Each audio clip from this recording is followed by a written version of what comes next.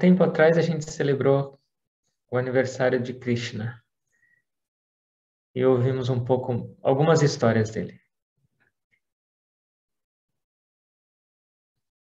O lindo da vida de Krishna é que a vida inteirinha dele é descrita. Então tem histórias desde quando ele nasceu, antes do nascimento, quando ele era pequenininho e vivia junto com a mãe, com os amiguinhos, quando ele foi estudar. Depois ele cresceu um pouco e mudou de cidade, foi defender o reino. Depois ele foi para Bhagavad Gita lutar com Arjuna. Depois ele foi morar em Dwaraka, em outra fase da vida, até o fim.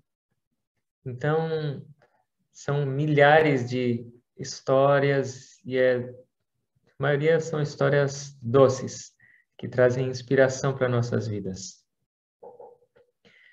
Estou falando isso para vocês porque eu estava lembrando de uma história de Krishna que não é muito contada, porque ela é fora do contexto de Bhagavad Gita ou fora daquele contexto dele como criança vivendo com as gopis.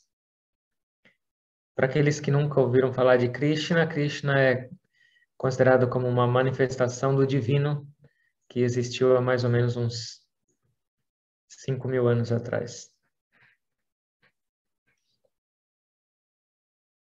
Na época antiga, especialmente na Índia, todas as crianças, quando tinham mais ou menos 5 anos de idade, eram levadas pelos pais para morarem com um guru na floresta. E elas passavam muitos anos e aprendiam tudo sobre a vida com o guru e normalmente com a esposa do guru, que viviam juntos na floresta. Todos os tipos de ensinamento para a vida espiritual, político, social, financeiro, não importa. Eles aprendiam tudo do guru até chegar um momento que eles podiam decidir. Ou eles permaneciam lá vivendo como agora sannyasis, como uma vida de renúncia monástica, ou eles voltavam para o mundo para cuidar de família e para viver. E isso também aconteceu com Krishna. Quando ele chegou na idade desses estudos, ele foi morar na floresta com o guru. E lá ele conheceu um companheiro dele, um grande amigo, chamado Sudama. E eles eram inseparáveis. É claro, era uma vida dura, cheia de disciplina e restrita. Morar numa floresta, então a única luz era com fogueira, e tinham que buscar comida, e tinham que buscar água, e servir o guru. E eles fizeram tudo isso com extremo amor. E é claro, passaram por um monte de dificuldades. Várias vezes se perderam na floresta, tiveram que ser resgatados. Mas essa união e essa amizade dos dois fez com que eles passassem por todos esses momentos cheios de alegria, cheios de leveza. Então, esse tempo passou muito rápido com os dois juntos. E aí, eles concluíram os estudos e o guru falou: vocês estão prontos. Vocês já absorveram tudo que eu tinha para passar para vocês. Agora sigam e contribuam agora com o mundo. Então, foi o momento da separação. Krishna seguiu com o jogo divino dele, que ele tinha que continuar, e Sudama se casou. Ele era um brahmane, dessa casta de sacerdotes. Ele se casou e foi viver com a família. E aí, esses dois vivendo separados, passaram-se muitos e muitos anos. E Sudama, que era uma pessoa extremamente honesta, simples, humilde, agora casado, agora com filhos, ele não tinha uma fonte muito boa de renda. Sacerdotes, eles fazem os trabalhos espirituais, rituais, mas nem sempre eles têm uma condição financeira muito boa. E ele estava muito preocupado com isso e sofrendo de ver a família passando por privações e a esposa, especialmente os filhos. E aí, depois de muito tempo nessa situação, veio um pensamento na cabeça dele. meu amigo Krishna. A gente era tão próximo e a gente prometeu que a gente nunca ia esquecer um do outro e a nossa amizade ia ser duradoura. Como será que ele está? Talvez ele possa me ajudar. E aí ele falou isso com a esposa concordou e ele falou, mas faz tanto tempo que eu não vejo, nem falo com ele. Será que ele vai me reconhecer? E olha o meu estado. Será que ele vai me aceitar e me receber? E outra coisa, naquela época existia uma cultura. Na verdade, existe ainda, isso é muito forte em vários locais, até mesmo para a gente. A pessoa nunca ia ver um amigo ou alguém de mãos vazias. Ele olhou para a casa dele toda vazia, falou: além de eu não ter certeza se ele vai me reconhecer ou me receber, o que eu vou levar para Krishna? Ele foi falar com a esposa, falou: e agora? Não tem alguma coisa para eu levar para ele, para comer ou para oferecer? E aí a esposa deu uma olhada na despensa e ela achou um pouco de arroz. Mas é um arroz prensado, que é muito comum na Índia. Arroz é o principal alimento na Índia. Mas é um arroz prensado, como se fosse flocos de arroz, que é muito prático de fazer, de levar, de transportar. E ela falou: oh, eu tenho um punhado desse arroz prensado. Deixa eu preparar um pouquinho. Então ela pôs alguns temperos e tinha só um punhado. E é o que ele fez. Ele estava só com a roupa de baixo e aqui ele só tinha um chale cobrindo o tronco dele. E aí ele pegou esse punhado de arroz e amarrou nesse chale dele e seguiu. Ainda cheio de incertezas. E era longe onde Krishna morava, chamava Dwaraka. Foram 3 dias de viagem. E aí, quando ele chegou lá perto de Dwaraka e viu esse reinado, ele nunca tinha visto tanta opulência na vida dele, tanta riqueza, tantas pessoas bem vestidas, bonitas e felizes. E ele ficou mais envergonhado ainda. Ele olhou para a roupa dele toda velha, toda rasgada. E aí, quando ele chegou próximo do palácio de Krishna, tinha um segurança.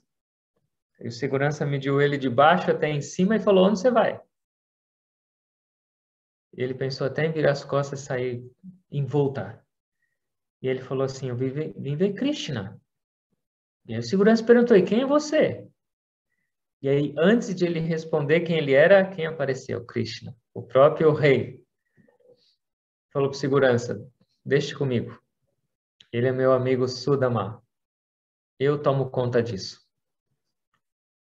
E aí foi lá, deu um abraço imenso e longo em Sudama. Os dois choraram. E aí entraram juntos de mãos dadas para o palácio. E aí o que Krishna fez? Sudama estava todo sem graça, porque Krishna estava com uma roupa de rei. A rainha dele, que chamava Rukmini, também, todo mundo lá naquele palácio luxuoso. E aí o que Krishna fez? Colocou ele sentado no próprio trono dele. E não só isso. Krishna, a manifestação divina e é o rei daquele opulência toda, pegou uma tigelinha de água e lavou os pés de Sudama. Depois disso, eles foram comer. Sudama nunca tinha visto tanta variedade ou um banquete daquele nível. Aí acabaram de comer e ele começou a lembrar, falou: meu Deus, o que eu vou fazer com esse presente que eu trouxe para Krishna? Esse arroz amarrado na minha roupa? E aí acabaram de comer, Krishna foi mostrar para ele o quarto onde ele ia ficar, ele ia passar a noite lá. Krishna estava sem palavras de tanta alegria. E aí, Krishna sabia já dessa preocupação dele. E ele falou para o Sudama: eu tenho uma certeza, eu conheço você, você jamais ia vir aqui de mãos vazias. Algum presente você trouxe para mim? E ele ficou mais sem graça ainda, ele falou: não, eu não consegui. Ele falou: eu tenho certeza, alguma coisa você está escondendo. Aí ele foi lá e achou esse montinho de arroz. Ele abriu com essa intimidade desses dois amigos e ele viu aquele arroz prensado com um pouquinho de tempero e ele abriu um sorriso ainda maior. Ele falou: eu sabia que você ia trazer minha comida preferida. Ninguém além de você poderia fazer isso por mim.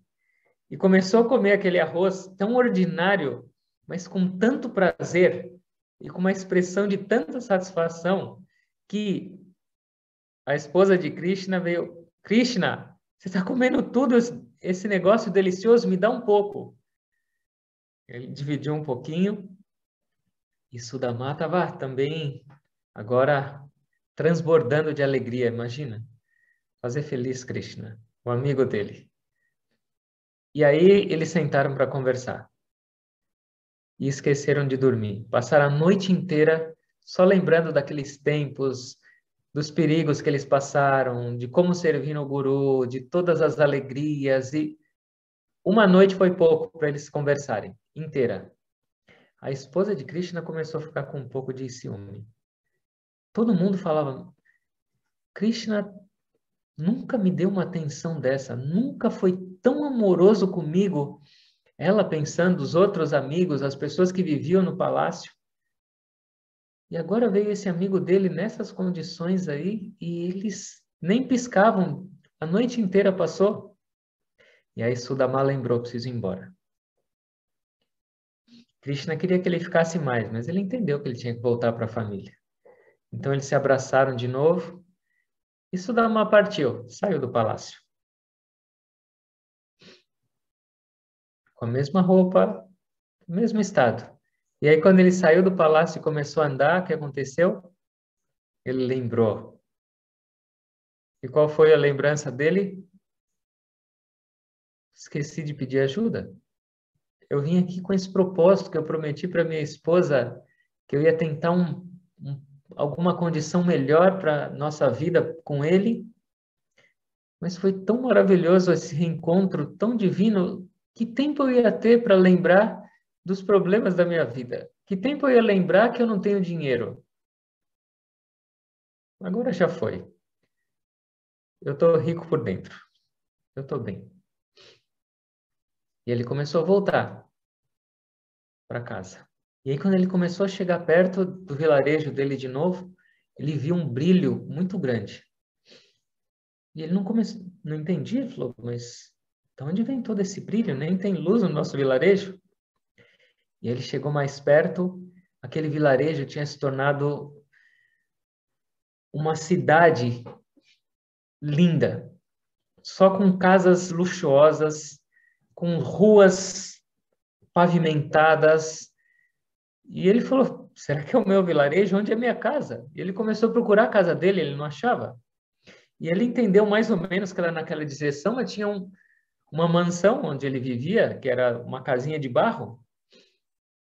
E aí sai a esposa dele, vestida igual uma rainha, e os filhos com roupas novas e luxuosas. E aí, quando ele viu aquilo tudo, a esposa, os filhos felizes, a única coisa que ele fez foi começar a chorar. Ele falou: esse é o meu verdadeiro amigo. Eu não precisei falar para ele o que eu tinha, o que eu não tinha, o que eu precisava, o que eu não precisava. Essa é a resposta dele. A gente está sempre junto, a nossa amizade é eterna. A gente vai parar por aqui na história desses dois amigos, que é maravilhosa. Mas não só essa história está no Bhagavatam, que fala sobre a vida de Krishna. Mas essa história também fala sobre as nossas vidas. Será que a gente tem um amigo desse também ou não? Será que a gente tem um amigo igual Krishna nas nossas vidas? E a resposta é sim. E esse nosso amigo inseparável é Deus. Do mesmo jeito que Sudama e Krishna estudaram juntos e viveram juntos, eram inseparáveis, Em algum momento da nossa existência, não necessariamente nessa existência, mas em algum momento, nós éramos inseparáveis de Deus. Como esses dois amigos. Não existia dualidade, não existia nada. Só existia essa união eterna. Essa comunhão eterna.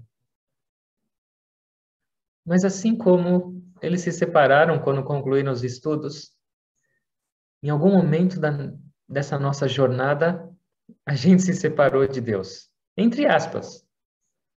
Nossa percepção foi essa de separação.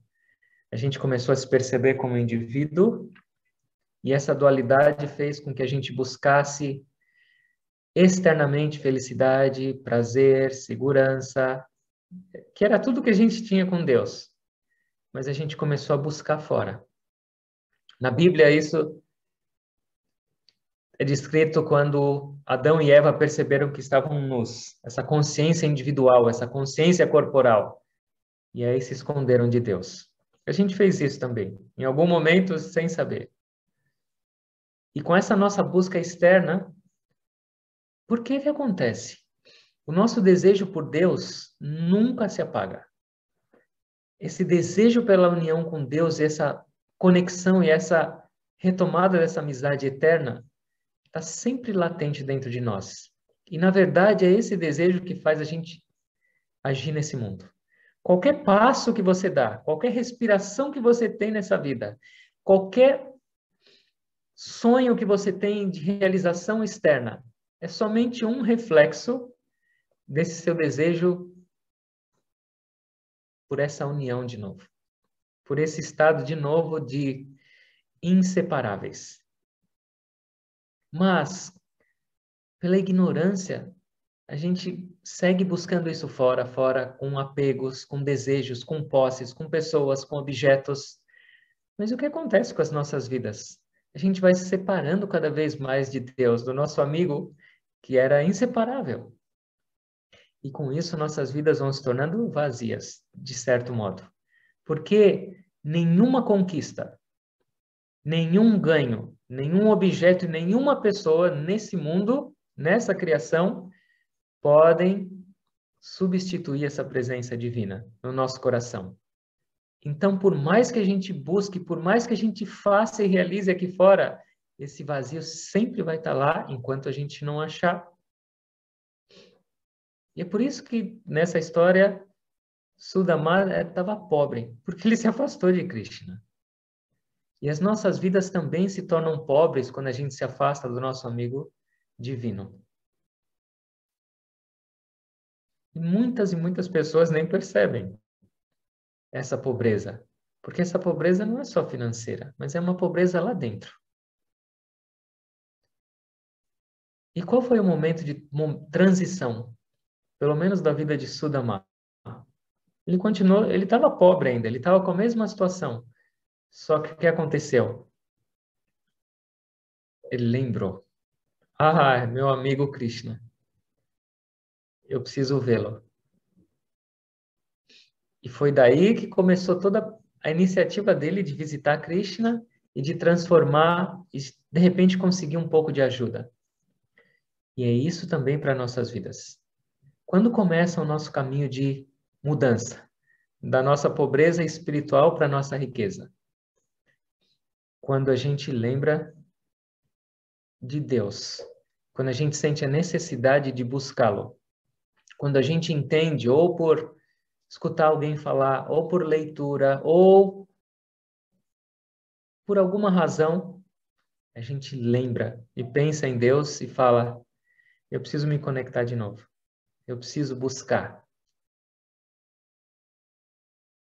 E assim como Sudama lembrou de Krishna por causa dos problemas dele, por causa das dificuldades dele, a grande maioria das pessoas realmente sente o desejo dessa conexão de novo com Deus. Por quê? Por algum problema. Normalmente, quando as pessoas estão bem, estão felizes, todos os aspectos da vida dela tá tranquilo, é muito mais difícil ela lembrar de Deus. Mas quando acontece algum buraco, algum fracasso, algum tropeço, e a pessoa não tem capacidade de resolver com as próprias mãos ou com algo que ela tem alcance, aí ela lembra. Deus me ajuda. Então, o que os mestres falam? Problemas, na verdade, não são problemas. São uma bênção disfarçada de Deus chamando, filho, filha, abre o olho. Eu te dei tudo e você esqueceu de mim. Então agora eu vou tirar um negocinho só para você lembrar de mim. Vem buscar refúgio em mim e eu vou te dar tudo. E foi assim que Sudamá fez. E foi assim que todos nós, em essência, também fazemos. Buscando talvez uma solução, buscando uma resposta, onde eu não achei em lugar nenhum, agora no divino. E quanto mais desejo a gente tiver de transformar, de resolver, a gente se dedica mais. E aí veio outro pensamento para Sudamá. Será que ele vai lembrar de mim? Tantos anos, eu nem falei com ele. Será que ele vai me reconhecer? E o que eu vou levar para ele? E a gente tem essa preocupação também, a gente está no caminho espiritual. Então, todos nós já somos afortunados, porque a gente lembrou. Se a gente está aqui de segunda-feira à noite, juntos, reunidos e escutando, é porque a gente lembrou, eu quero voltar. A gente lembrou já do nosso amigo. E o que significa essas dúvidas, essa insegurança de Sudamá? Muitas pessoas, quando começam o caminho espiritual, esse retorno para Deus, têm essa incerteza. Eu ignorei ele, eu fiz miséria com essa minha vida. Como eu vou voltar para Deus? Como eu vou chegar lá agora com essa minha cara lavada e falar, estou de volta? Imagina, será que Deus não vai olhar e falar, e por que você fez isso, isso, isso e isso? Quem é você? Esquece, eu não quero mais você aqui, vai para o subsolo agora.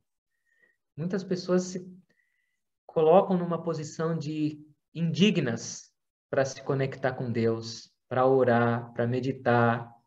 As pessoas falam, ah, não, essa existência, tudo que eu já fiz, nossa, não vai dar. Será?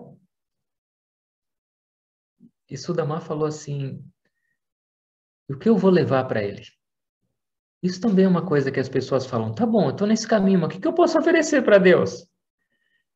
Meu coração e minha mente estão cheios de ansiedade, cheios de negatividade, de raiva, de medo, de desejos, de coisas que eu não tenho coragem nem de pensar. O que eu vou oferecer para Deus? Sudamá achou um pouquinho de arroz prensado. Mas será que se a gente está aqui escutando, se a gente está nesse caminho, será que pelo menos um pouco de amor por Deus a gente não tem? E a resposta é sim, todos nós temos. Mesmo que for um pouquinho, um punhado como ele tinha para oferecer para Krishna. A gente tem que seguir essa viagem. A gente tem que seguir em frente. Ele levou uma viagem de 3 dias, que foi dura, porque imagina alguém nessas condições viajar por 3 dias. Mas ele sabia onde ele queria chegar, ele queria ver o amigo dele. 3 dias significam essa nossa jornada da vida. Ela é curta e incerta. Mas a gente tem que seguir. E assim como a viagem de Sudamá foi dura, a nossa viagem espiritual nem é fácil muitas vezes. Disciplina para meditar, para orar, para de repente fazer um pouco de esforço para controlar sua mente, seus hábitos. Parece árduo. E muitas pessoas desistem da viagem. Não é para mim esse caminho. Eu não tenho condição, eu não tenho cabeça para isso. Será? É dura a viagem, mas se eu lembrar onde eu quero chegar, não vai ter dureza que me faça parar. E é só parar para pensar um pouco. Se eu estou indo em direção a Krishna, é porque eu precisava. Então, Sudamá deve ter ficado cansado no meio da viagem, mas ele olhava e falava, que melhor, eu ficar minha vida inteira naquele estado miserável de pobreza e fazendo meus filhos e minha esposa sofrerem? Ou passar um pouquinho agora de aperto, mas chegar na meta, que pode resolver minha vida inteira. Então, certamente ele lembrava e falava, aqui é muito mais valioso, muito mais positivo. Aqui é muito mais produtivo. E é isso que deve ser com as nossas vidas. Quando você olhar para o seu caminho espiritual, para as suas práticas de meditação e sentir um pouco desanimado, falar, estou um pouco cansado, não está funcionando, minha mente não está mudando, está muito agitada, eu não estou sentindo Deus na minha vida. Lembra que são esses 3 dias de jornada. E se pergunta nessas horas, será que é melhor eu ficar estagnado nessa vida? Continuar vivendo no mundo com desejos, com emoções desreguladas, com a mente extremamente agitada, com possessividade, com tudo que me traz sofrimento? Será que não vale a pena um pouquinho de esforço agora, mas para chegar no meu amigo? E ele chegou. E todos nós vamos chegar. Isso que é legal. Quanto mais a gente percebe a nossa pobreza na vida, pobreza de espiritualidade, pobreza de verdadeira felicidade, mais a gente vai se esforçar para chegar no local onde essa pobreza pode ser removida das nossas vidas. E o único local é Dwaraka, é o Palácio de Krishna. E a gente está andando. Quando ele chegou lá, o segurança deu uma olhada para ele, mas não deu tempo quase de abrir a boca. Krishna estava na porta para recebê-lo. Com um abraço quase que infinito. E isso nos fala também do amor e do desespero por Deus para ter a gente de volta. Não importa a nossa roupa. Ou seja, não importa o meu estado atual. Não importa o que eu estou levando de bagagem, de presente para ele. Não importa o meu estado mental, não importa meus pensamentos, não importa o quanto eu tenho de amor ou não. Deus, eu estou aqui. Eu voltei. O próprio Krishna levou ele para dentro. Os mestres falam que quando a gente dá um passo em direção a Deus, Deus dá 100 passos em nossa direção. Mas a gente tem que andar, dar esses primeiros passos. E ele recebeu um tratamento real. Ele só via luxo, ele só via todo tipo de conforto. E essa é a experiência que a gente tem, que uma pessoa tem quando ela se conecta com Deus. Quando ela realmente alcança esse palácio divino. E ela fica de novo em união com o amigo. E o tempo passa tão rápido. Eles ficaram a noite inteira conversando. Quando abriram os olhos, quando foram olhar, já era dia e Sudama tinha que ir embora. Os mestres falam que quando a gente medita profundamente e tem a experiência dessa conexão com Deus, não existe mais tempo. É a imersão na bem-aventurança. Essa é a verdadeira amizade que a gente tem que buscar. A gente tem que ter as nossas amizades. Claro, a gente tem que viver nesse mundo. Mas enquanto a gente não reconectar com o nosso verdadeiro amigo, nossa pobreza não vai acabar. E aí Sudama voltou. E esqueceu de falar para Krishna. Será que Deus precisa escutar do que a gente precisa? Será que Deus precisa ouvir que a gente está passando necessidade e que a gente precisa dessa riqueza do amor dele? Não. Ele já sabe. Na Bíblia também é dito: quando você orar, vai lá, fecha a porta do seu quarto, ore em silêncio. Deus está te ouvindo e vai te ajudar. Ele vê o oculto. Ele escuta o seu coração. A gente tem que ter a liberdade de falar, de expressar, de pedir, de reclamar, não importa. Ele sabe o que a gente precisa e ele sabe o momento certo de oferecer. A nossa única missão é se abrir, se conectar. Eu estou aqui. Sudama voltou e viu que tudo tinha mudado. Riqueza, felicidade, tudo que ele precisava estava lá. E uma pessoa que se conecta com Deus tem a mesma experiência. Ela é rica. Ela herda a mesma opulência de Deus na vida dela. Porque nós somos herdeiros. Só que a gente precisa retomar, reconquistar. E uma pessoa que está conectada com Deus nunca mais vai se sentir pobre. Ela vai se sentir plena, feliz e imersa nessa bem-aventurança para sempre. Os problemas vão continuar vindo para uma pessoa que vive no mundo, mesmo ela sendo imersa em Deus. Mas a percepção é completamente diferente.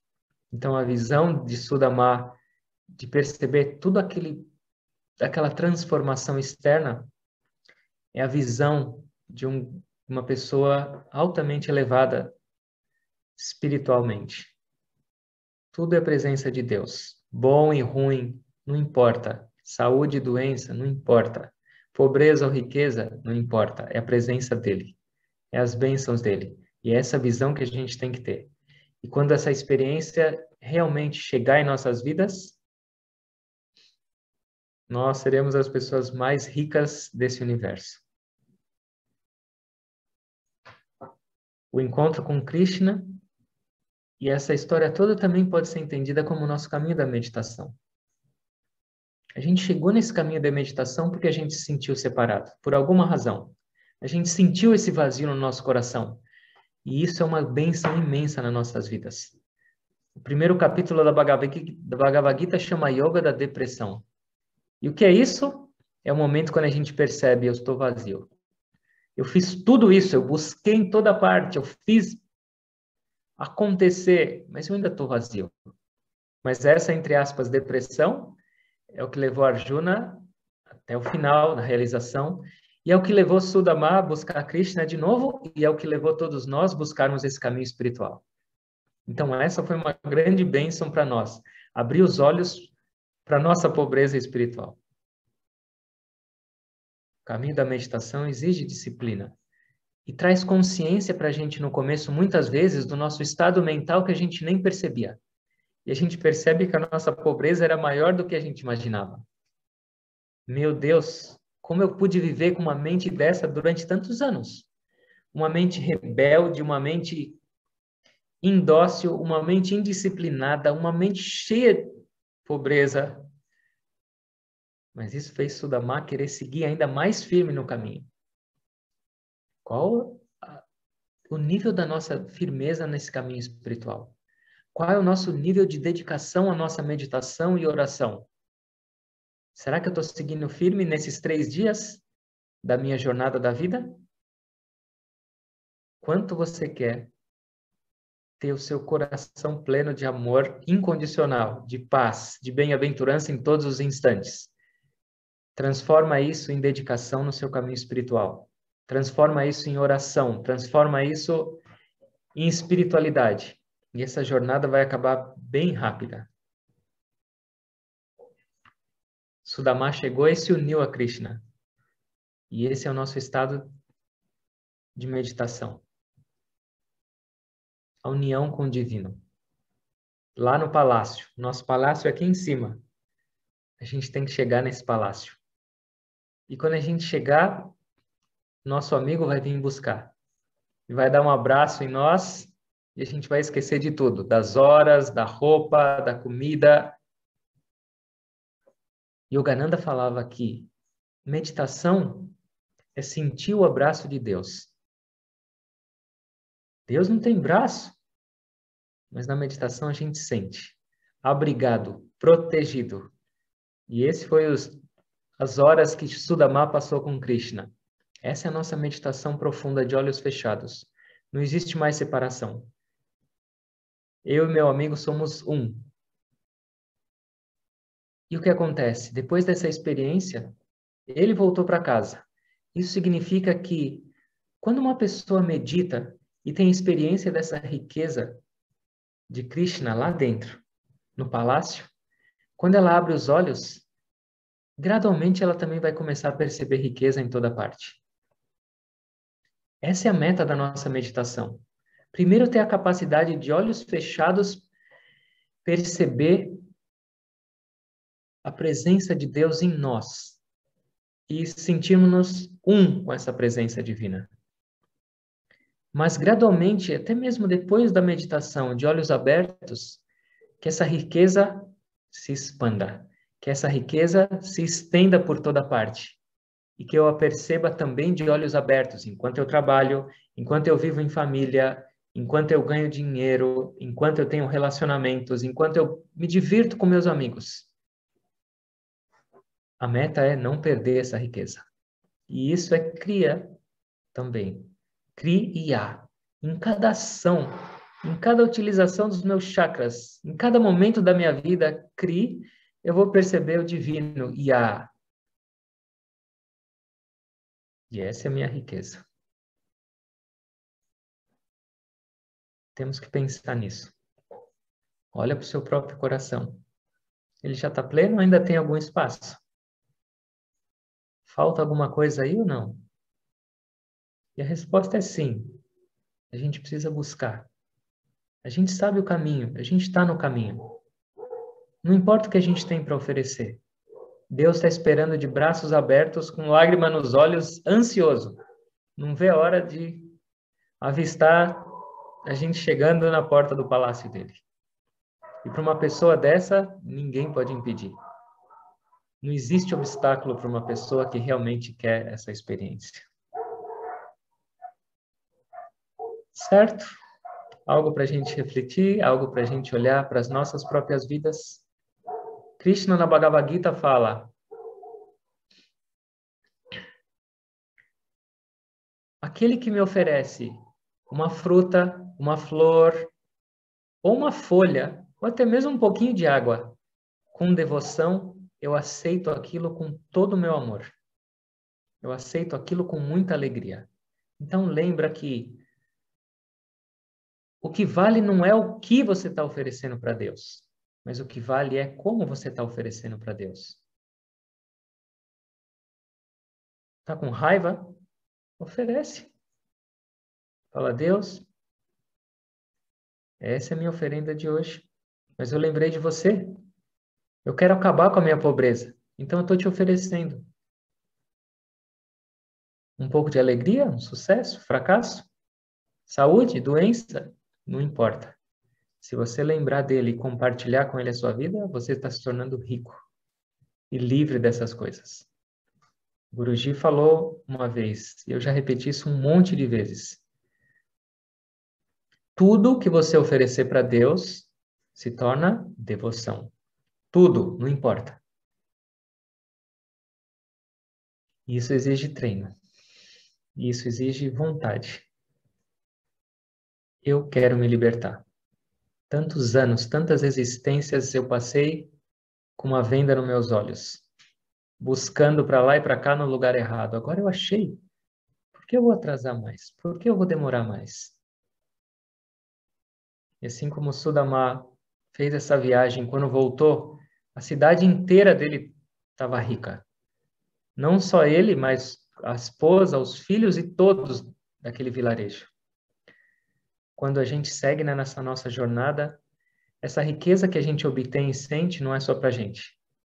É para todos ao nosso redor, para todos dessa criação. Nossa contribuição na meditação é para todos. Então lembra que a meditação também não é só para você. Você está ajudando o mundo da melhor maneira possível. Melhor do que palavras, melhor do que ajuda material. Energia espiritual e divina de graça. Certo? Alguém tem alguma pergunta?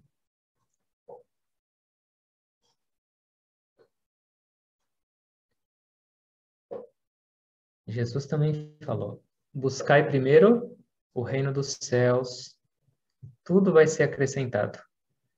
Sudama foi lá buscar o reino dos céus, de Krishna. Até esqueceu do que tinha que pedir. Mas tudo vai ser acrescentado. Isso é muito lindo. As palavras que a gente lê nas escrituras, que a gente vê de ensinamentos de Jesus e dos mestres, pode parecer um conto de fadas, mas é extremamente aplicável e verdade. A gente tem que descobrir. Tem uma pergunta aqui. Por que oramos se Deus já sabe o que acontece no nosso íntimo? Muito legal essa pergunta. E muitas pessoas fazem também essa pergunta. A gente ora porque nós nos sentimos desconectados. Porque nós não sentimos a presença de Deus, apesar de ela estar, de Ele ser. Então a gente ora, primeiro, para compartilhar a nossa necessidade de compartilhar. E isso vai fazer com que nós sintamos mais essa conexão de Deus. Então, para nós, que ainda sentimos separados, que ainda temos essa consciência individual e corporal muito acentuada, é indispensável orar e oferecer. Porque se a gente pensar agora, ele já sabe por que eu vou orar. No nosso estado atual vai ser só uma desculpa para não orar e para se afastar de Deus. A nossa mente levando a gente para outro lado. Então, orar é direcionar a nossa mente para Deus, ao invés de direcioná-la para o mundo e para a extroversão e para o distanciamento de Deus. Então, a gente vai orando, orando, até que a gente percebe, ele estava sempre com ele. Mas, enquanto isso, nesse período intermediário nosso, a oração é extremamente necessária e nos faz sentir cada vez mais conectados com ele. Então, é muito importante. Sempre orar. Até que vai chegar um momento onde a gente não vai mais sentir essa necessidade. Mas muito lá para frente. Uma vez o Guruji, num evento lá em Miami, estava falando sobre oração e ele falou com um sorriso. Vocês sabem que nos últimos tempos, quando eu acabo minha meditação e eu vou orar para Deus, eu não sai mais oração? Não tenho mais nenhuma oração. Ele falou isso num tom como se ele não soubesse mais orar, de alguma maneira assim. Isso que ele estava dizendo. Eu estou em comunhão com Deus o tempo inteiro. Quando eu estou meditando, quando eu estou falando com vocês. Eu já não tenho mais para quem orar, porque eu estou unido com Ele. Então, quando a gente chegar nesse estado, a oração não vai mais ser necessária. Mas até lá, a oração é um instrumento poderoso para a gente sentir a presença de Deus, a resposta de Deus, e para a gente esvaziar o nosso coração daquilo que a gente não acha necessário oferecer para Deus. Então, a oração é a doçura da nossa vida espiritual. É a lubrificação do nosso caminho espiritual. Como deixar o vício do cigarro? Oferece para Deus. Eu falei isso com uma pessoa na semana passada, que ela também escreveu uma carta e queria se libertar do vício do cigarro. Sabe o que eu sugiro? Antes de você fumar, coloque o seu maço de cigarro no seu altar. Ou na frente da foto do seu mestre. Lembra que Sudama também ofereceu um punhadinho de arroz para Krishna? Será que Krishna precisava daquilo? Ou será que aquilo lá ia ser realmente bom com tudo que ele tinha? Lembra que eu falei? Tudo que você oferecer para Deus torna devoção. Inclusive seus hábitos negativos, seus vícios. Falar, Deus, eu quero me libertar disso, porque eu quero que meu coração e minha mente fiquem vazios para o seu amor entrar e a sua presença habitar na minha vida plenamente. E esses vícios me fazem esquecer de você e me levam para outro lado. Então, a minha devoção também é oferecer esse cigarro para você. Me ajuda e me guia, porque eu não tenho força. Ele me controla e eu não quero isso. Eu quero você controlando a minha vida. Então, transforma até mesmo seus hábitos negativos em devoção, em oferenda para Deus. E você vai perceber que uma força imensa na sua vida vai começar a crescer e te tornar dona da sua vida e não escrava dos hábitos. Obrigado pela sua pergunta.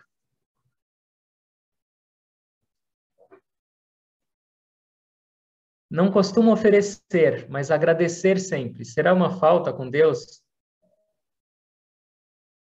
Se ainda não caiu nenhum raio na sua cabeça, talvez não. Não importa a sua comunicação com Deus. Não importa o tipo de interação que você tem com Deus. Um dia é oferecer, um dia é agradecer, um dia é pedir, um dia é reclamar. Um dia ficar em silêncio, não importa. Para Deus não faz diferença nenhuma esses verbos que a gente está usando. Oferecer, pedir, reclamar, agradecer. Ouve o seu coração naquele momento que você vai orar e compartilha com ele. Não importa como. Sem formalidade, sem nenhuma engessamento, oferece o seu coração. Se isso sair em forma de agradecimento, perfeito. Se isso sair em forma de oferenda, perfeito. Se isso sair em forma de reclamação, perfeito. Mas não deixa de se conectar com Deus. Não deixa de seguir essa estrada de 3 dias. A gente precisa chegar lá. A gente precisa desse abraço de Krishna. E aí nossa vida está resolvida para sempre, está garantida. Certo? Muitas pessoas falam também, eu não sei orar. Impossível. Ouve um pouquinho o seu coração, dá uma olhadinha lá dentro, o que tem e compartilha com Deus. Essa vai ser sua oração mais poderosa. Não precisa de formalidades, não precisa de tempo. Quanto mais você compartilhar o seu coração com Deus, mais ele vai habitar lá. E a sua riqueza vai aumentar.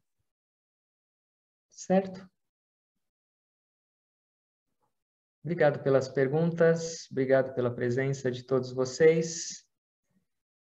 Só que a gente também precisa sentir esse abraço de Krishna. E isso a gente só pode fazer na meditação. Não existe outro caminho. A gente discute, a gente conversa para ter inspiração para seguir firme nessa jornada de 3 dias. Para não ter vergonha, nem sentir culpa pelo presente miserável que a gente vai oferecer para Krishna.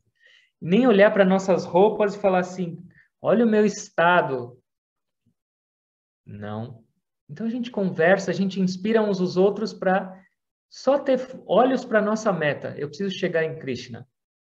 O resto não importa. Mas a gente precisa fechar os olhos e meditar um pouco para sentir. Para ver ele lá na porta de entrada e falando, finalmente você chegou. Eu estava te esperando ansiosamente. Somos todos. Vamos fechar os olhos um pouquinho, por favor.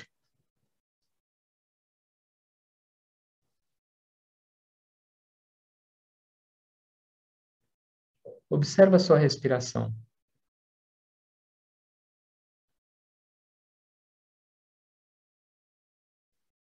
E ela nos faz lembrar da presença de Krishna agora em nós, de Deus.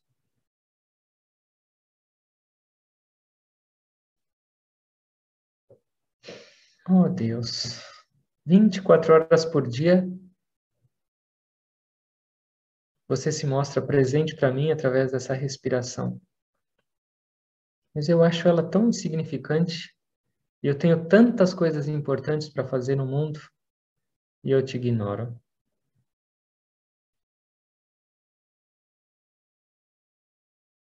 Pelo menos agora eu vou lembrar de você e que isso se estenda por cada respiração.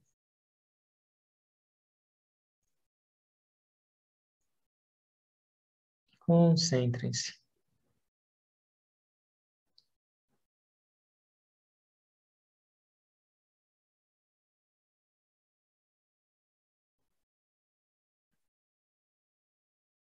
Lembrem-se que o passo mais importante todos nós já demos. A decisão de buscar. A decisão de buscar e seguir essa estrada.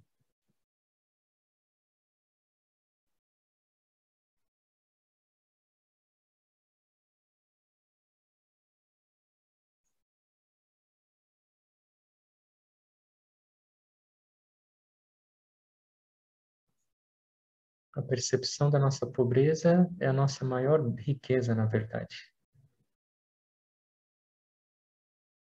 Ela que vai nos alimentar com o desejo de mudar.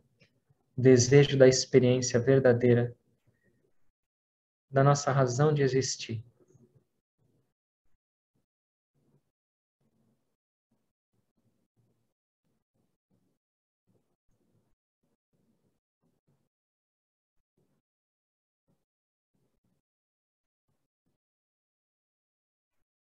Faça uma inalação bem lenta, longa e profunda.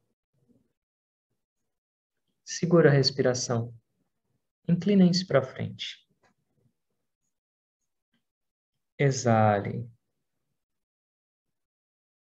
Respiração normal e consciente.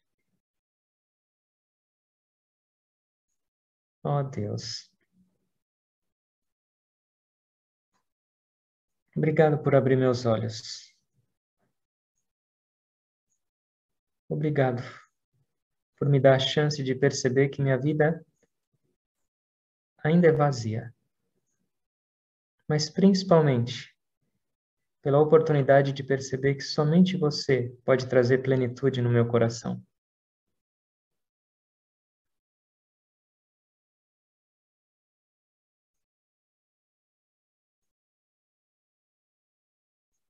Eu não vou mais agora ignorar o seu chamado. E eu vou seguir até o fim com determinação.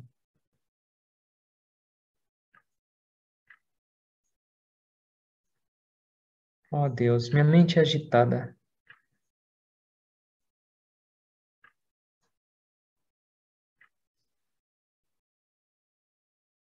Eu ainda tenho muitas negatividades e fraquezas. Mas eu sei que você não liga para isso. Eu quero te oferecer minha vida inteira. Bom e mal não existem para você. Você só quer minha presença. Oh Deus. Eu sei que você é minha mãe divina. E uma mãe jamais vai negar o colo para um filho, mesmo se ele estiver sujo, de tanto brincar na terra, como nós, de tanto brincar no mundo.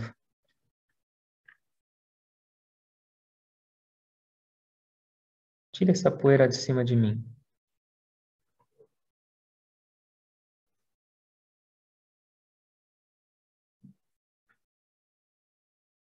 Só por alguns instantes, com a respiração consciente, compartilhe um pouco do seu coração com o divino em silêncio. Olhem lá para dentro. O que você quer oferecer para ele? Ou o que você quer pedir? Ou o que você quer agradecer? Não importa. Treine, faça. Ofereça.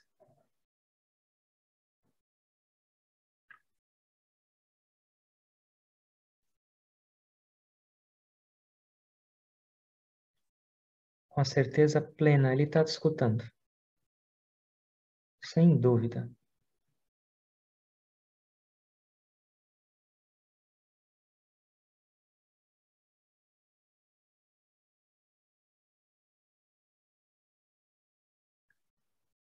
Inale, lenta, longa e profundamente. Segure, sentem-se de novo. Exale. Respiração normal, consciente. Nossa consciência gradualmente vai se elevando.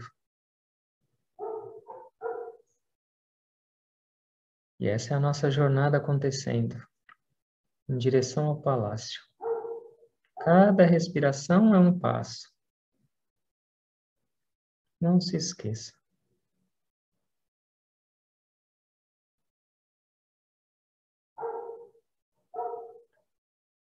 Nosso Gurudev chamava a nossa coluna vertebral de estrada real. É lá que a gente faz a nossa peregrinação em direção à cidade de Krishna.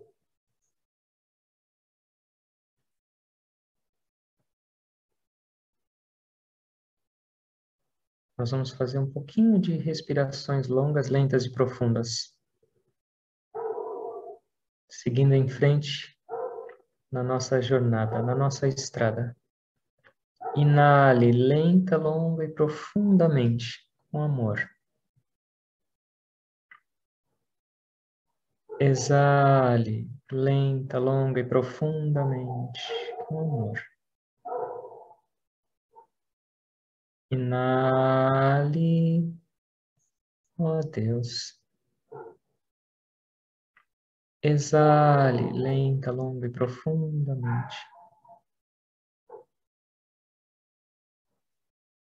Mais uma inalação lenta, longa e profundamente.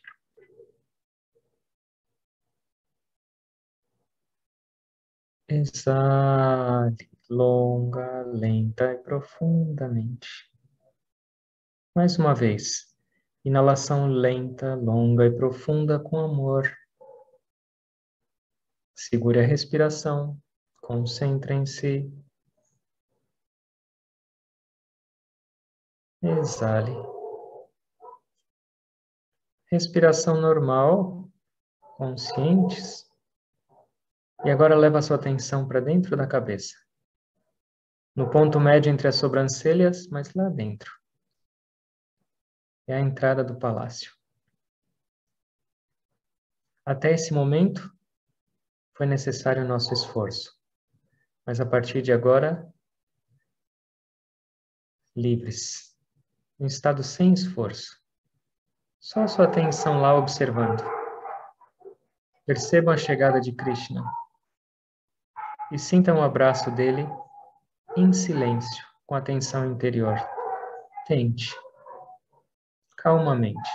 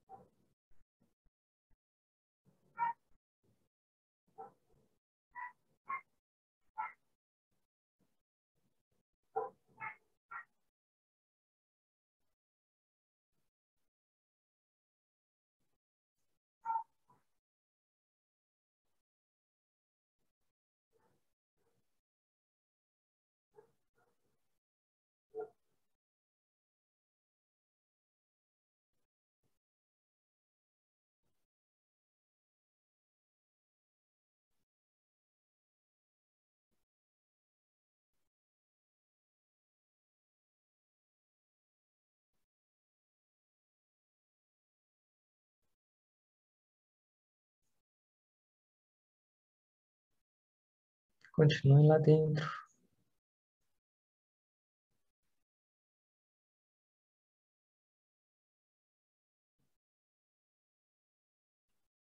Sentindo a presença do seu amigo inseparável.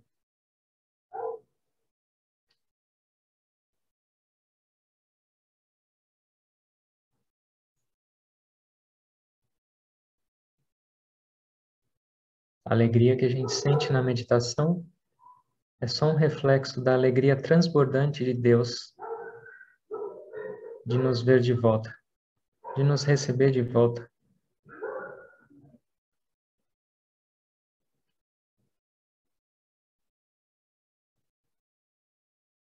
A gente precisa mergulhar e se estabelecer nessa alegria. E viver nessa alegria. Da alegria eu vim. Na alegria eu existo. E na alegria eu me dissolvo de novo. Quando o meu papel por aqui se encerrar. Que a gente possa expandir. Que a gente possa compartilhar também toda a nossa riqueza espiritual obtida da meditação. O nosso esforço para seguir em frente.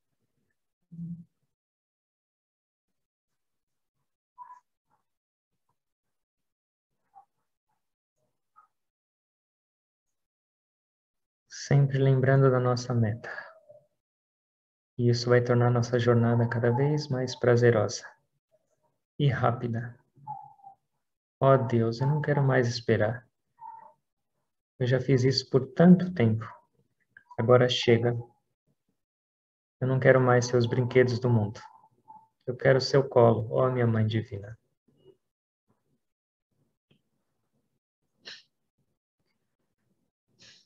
Orando a Deus, orando aos mestres, pedindo as bênçãos de Krishna para todos. Para a gente ter mais convicção, mais fé em nós mesmos, mais fé no nosso caminho, mais fé em Deus. Mais disciplina para meditar e orar e entender que isso é a solução de toda a nossa vida. Transformando cada desafio num propulsor para nossa jornada em direção a Deus. Transformando aos poucos a nossa vida inteira numa vida divina, de olhos abertos e de olhos fechados. Eu agradeço a todos vocês por mais esse momento especial e tentando perceber essa presença divina em vocês, em toda parte. Eu me curvo a todos com alegria.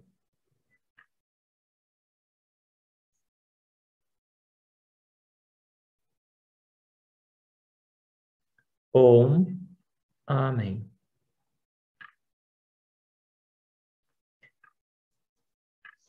Obrigado a todos e uma ótima semana para todos nós. Se Deus quiser, a gente se encontra em breve de novo. Jai Guru.